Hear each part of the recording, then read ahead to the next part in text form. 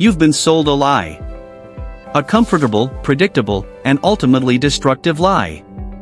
We're taught that if you show up, put in the hours, and climb that corporate ladder, the math of life will work out in your favor. But look at the numbers. While your productivity has skyrocketed over the last few decades, your actual purchasing power has hit a wall. Here is the inconvenient truth: the 9-to-5 wasn't designed to make you wealthy. It was designed to keep you solvent. When you trade your time for a salary, you are participating in a system of linear income. You are selling your labor at wholesale, while your employer sells your output at retail. And in that gap? That's where they build their wealth, not you. You are effectively betting your entire life that you can save your way to freedom, while the cost of the life you're trying to buy, the house, the security, the future, is inflating faster than your bank account. You're running a race where the finish line is being pushed further away every single time you take a step. So, why do we keep doing it? And more importantly, what happens when you realize that your stable job is actually the most dangerous asset you own?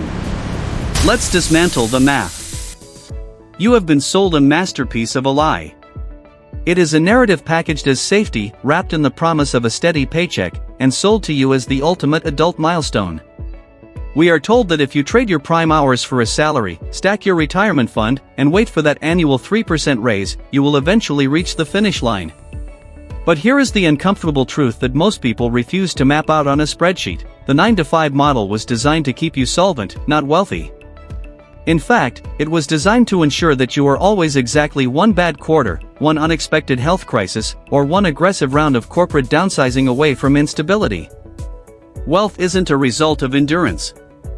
It is a result of leverage. And if your primary source of income is your own time, you have hit a ceiling that no amount of hard work can break through. We need to talk about why the math of a salary is fundamentally broken for anyone chasing anything beyond basic comfort.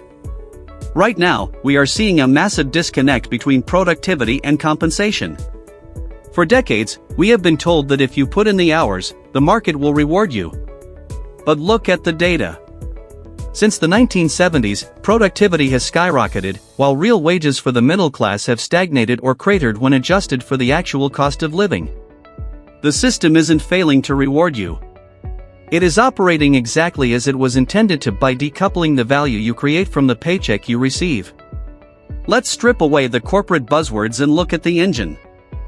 A 9-to-5 is essentially a transaction where you sell your labor at a wholesale price to an employer who marks it up to retail value.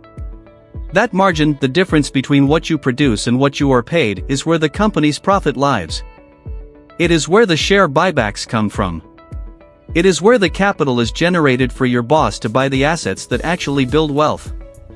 When you work for a salary, you are participating in a system of linear income.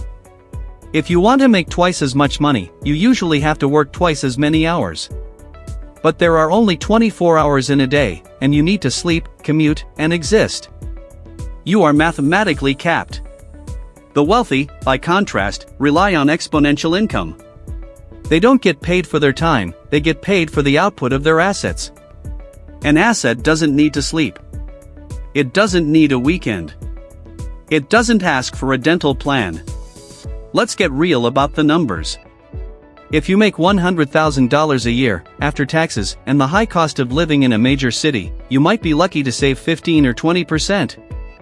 In a good scenario, you are looking at $20,000 of investable capital per year. If you put that into a standard index fund earning a historical average of 7%, it will take you decades to reach a point of true financial independence. And that assumes the market doesn't dip, the currency doesn't lose its purchasing power, and your lifestyle stays exactly where it is today. You are effectively betting your entire life that you can save your way to freedom while the cost of the life you want to buy, the house, the education, the healthcare, is inflating faster than your savings account is growing. You are running a marathon where the finish line is being moved further away every time you take a step. We are constantly bombarded with the idea of the side hustle or the passion project as the escape hatch. But often, this is just another way to sell you more work. People are told that if they just optimize their LinkedIn profile or add a second stream of income from a gig app, they will close the gap. But all that usually leads to is burnout. You aren't building an asset, you are just creating a second job for yourself.